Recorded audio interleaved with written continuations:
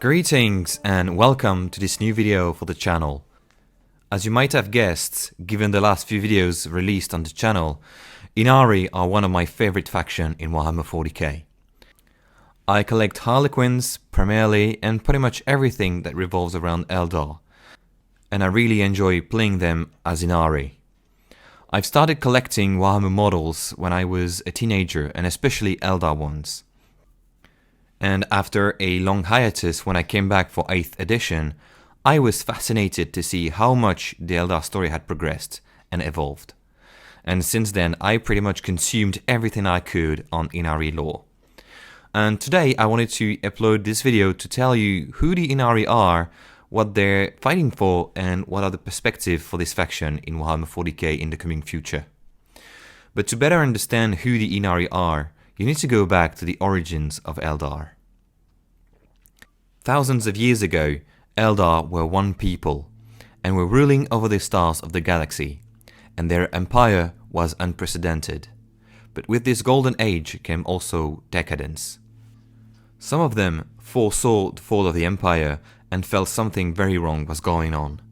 They departed from their fellow men to reach the confines of the galaxy, taking simpler ascetic lives closer to nature. They would become the Exodites. Other groups embarked on gigantic ships called Craftworlds, taking with them technology and the culture of their people and flying away from the center of the empire. But some remained and sunk even deeper into decadence, forming pleasure cults and retreated into the webway. Then, eventually, came the fall of the empire and the Eldar, and the birth of a new god, created by the amalgamation of all the perverted and distorted emotions of the Eldar, the Dark Prince Slaanesh. For his first breath, Slaanesh siphoned all the souls of the Eldar that remained on the planets of the Empire. In the blink of an eye, the entire Eldar race was no more.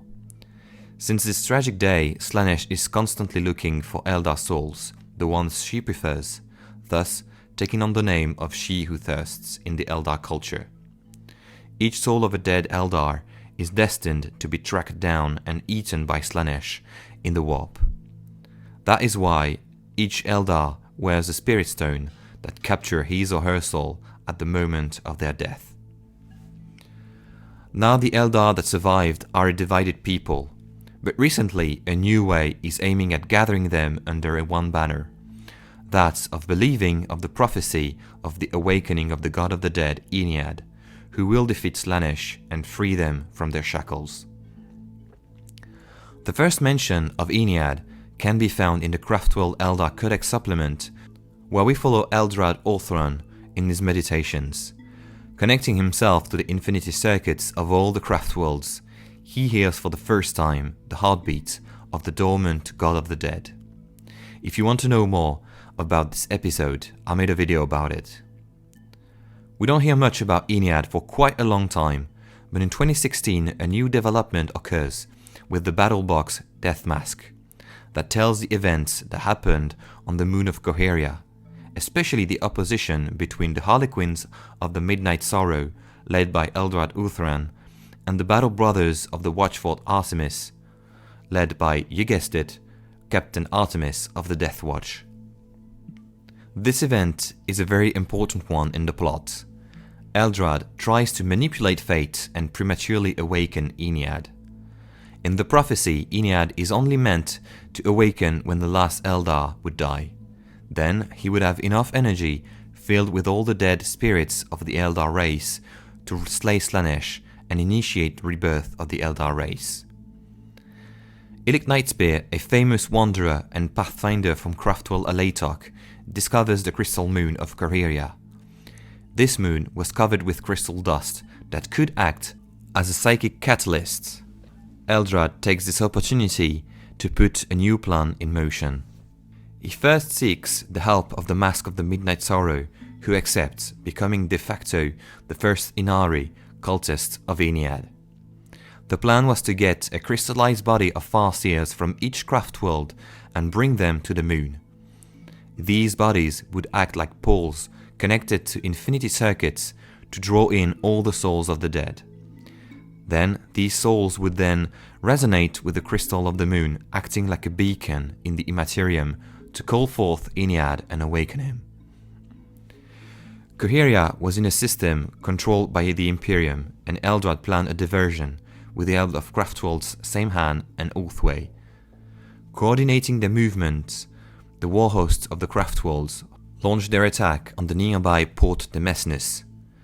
But Captain Artemis, answering the call for aid of the Imperium, sees through the diversion and attacked the moon itself where the ritual was taking place.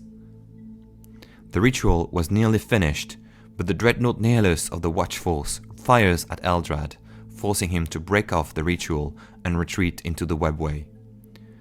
All was not lost. Sure, Eldrad's plan failed, but Ynnead was now partially awakened. 1 year later, in 2017, Games Workshop releases the groundbreaking Gathering Storm campaign that would alter the world of Warhammer 40k forever. And the Ynnari were at the center of the plot of the second book of the campaign called The Fracture of Biel-Tan. The main event takes place during the 13th Black Crusade of Abaddon. The book starts in Comorag, in the Crucible arena where witches fight one another for the viewing pleasure of the Drukhari. One of the fighters is a succubus named Daughter of Shades, a native of the Craftworld Biel-Tan whose real name is Yvraine. She excels at fighting, and during what will be now known as the Night of Revelations, she fights against none other than Lilith Esperax, aroused by the skill displayed by the young succubus. They both duel, but Lilith's skill is unmatched, and she kills Yvraine in the arena. But Yvraine, as she falls into coma, is struck by the crystalline light of Ynnead. The god of the dead resurrects her in a great display of psychic energy and makes her its emissary. This act, though, is not without consequences. Waves of mystical energy burst from Yvraine's body, withering all around her and causing the Xenos in the arena to panic and attack the spectators. Yvraine tries to flee the arena, but chaos unfurls as an earthquake hits the Dark City, caused by the energies deployed by Ynnead. The gateway to the warp breaks and Comorag is quickly overrun by a demonic incursion. Thanks to the help of Corsairs and a mysterious ally leading a group of incubi that calls himself the Vizarch, she is able to escape Comorag and reach her home Craftworld, Biel-Tan. This was no mere act of chance, though. The whole thing was orchestrated by Eldrad, who manipulated fate once again to make sure Yvraine would reach Biel-Tan in time. In his meditations, he had already identified her as the key for the ascension of Ynnead. On Biel-Tan, the members of Council of Farseers who had feeling terrible events were close, and Autarch Millennial summons the Aspect Warriors to protect the Craftworld Biel-Tan, preparing for the attack of the demons. Indeed, Slaanesh took very seriously the menace that Yvraine represented and the advent of Ynnead. The Masque of Slaanesh conspires to attack Biel-Tan and convinces Skarbrand to join the fight with her. Both demons invade with their armies the Eldar Maiden World of Osylia to use the Obsidian Gate, a webway portal that leads directly to the heart of Biel-Tan. The Swordwind of Biel-Tan reaches Osylia, spearheaded by none other than Millennian herself, but the demons are too strong, and Skarbrand reaches the Obsidian Gate and invades Biel-Tan. Facing defeat, Millennial retreats to Biel-Tan, destroying the webway gate at the same time to contain the invasion. The demons start attacking the precious Infinity Circuit, and when all seemed lost, Yvraine arrives with her group. Followers of Ynnead, the first Ynnari formed by Yvraine, join the fight and oust Skarbrand and the Masque of Slaanesh from Biel-Tan. When the dust settles, the Biel-Tani confront Yvraine and her Ynnari because of the presence of Drukhari among their ranks. But Phoenix Lord Jain-Zar vouches for Yvraine, and the Biel-Tani finally accept to listen to her. Yvraine reveals her plan to gather the 5-crown sword forged by Vol from the fingers of the hand of the goddess Morai Heg.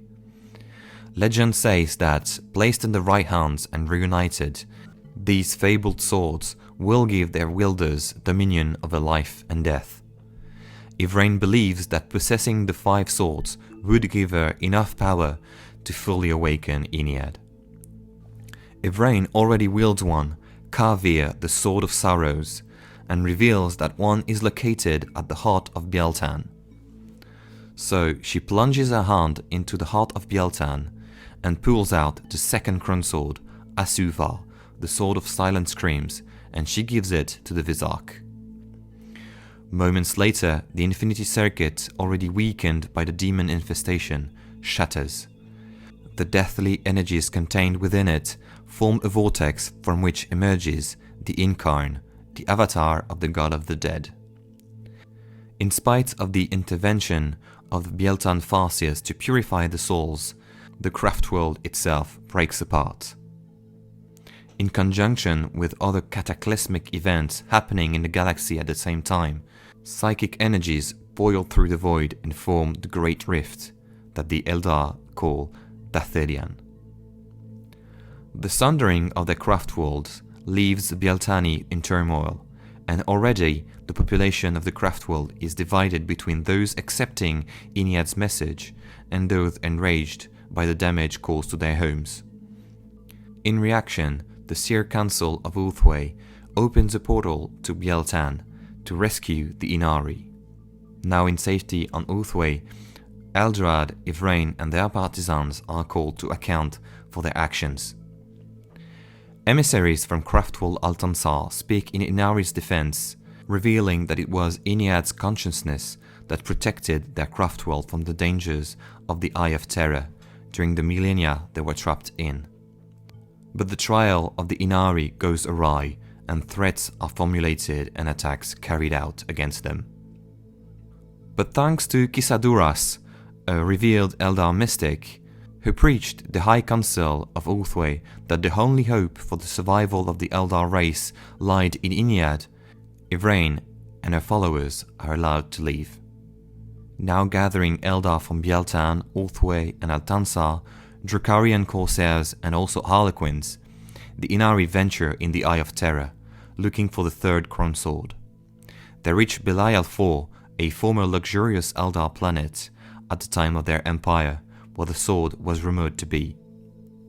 There, the Ynnari face the ruinous powers of chaos and suffer heavy losses, and more fall when the homunculi covens sent by Vect to carry out his revenge on Yvraine join the fight. Using malicious and perverted technology, they wage battle against the Ynnari. The carnage that unfolds triggers a Slanesh hunt for the souls of the Eldar, and a 3-way battle breaks out. But Yvraine holds on, for the key of victory was close. The 3rd Kronsword was buried nearby. In the middle of overflowing death energies, the Incar manifests itself, holding the sword, turning the tide of the battle in favor of the Ynnari. Wraith Knights of Craftworld Iyanden, led by the seers who divined that a critical moment of galactic history was occurring on Belial IV, rescue the Ynnari and bring them to their Craftworlds, only to keep a closer eye on Yvraine. Forces of chaos were pouring from the Great Rift, and Iyanden is also facing open war. A gargantuan fleet of Nurgle attacks the Craftworld while Yvraine is held on it. From her cell, Yvraine calls the nearby Corsair fleet she once commanded. Coordinating their assault with the war host of Iyanden, led by Prince Iriel, they repel the assault of the Nurgle forces. Iriel then jumps on the demon flagship, and armed with the fabled Spear of Twilight that his soul was linked to, pierces the heart of the rotting Hulk, only to be killed seconds later by a blow of the demon prince Gara Gugulkar. The body of the Autarch is brought back to the Craftworld and put in quarantine. The spirit seer Iana Arienal, another well-known character from Iyanden, leads Yvraine to the mausoleum, where, thanks to the deathly energies she harnesses, she heals the purulent wounds of Iriel. She takes on the Spear of Twilight and reveals it to be the 4th Kronsword, and plunges it in the heart of Iriel to resurrect him. A council was organized in the wake of Iriel's resurrection. They agreed that, to fend off the ruinous powers and avert a doom that would see the Eldar race suffer and die, humanity, leaderless, had to be given a fighting chance to hurl back chaos. The Ynnari, now joined by a detachment of Iyanden, once again walks the labyrinth of the webway. Before reaching their destination, they're ambushed by Azek Ahriman and the Thousand Sons in the webway, and lose a hefty numbers of their wire. They eventually reach the highest Moon of Coheria, a recurring planet in the visions of the Farseers. Here, they bring assistance to the Imperial forces, survivors of the Battle of Cadia, in their fight against Abaddon. After the battle, Yvraine meets Greyfax and Belisarius Cawl, and broker a pact with them. They travel to Macragge to resurrect someone that could lead the humanity. Yvraine is brought before a sleeping Rubud Gilliman, whom she kills. In doing so, she finally cures him of the poison that was in his body, only to resurrect him by channeling Ynnead's power, thus giving humanity a powerful leader and champion to act as a bulwark against chaos. The Ynnari joined the Ultramarine chapter in their fight to get rid of Chaos Taint in Ultramar, before retreating into the webway. That concludes the major plot of the Ynnari. The rest of the story and the travels of Yvraine to find the fifth Crown Sword and unite the Eldar continues in the books of the Black Library.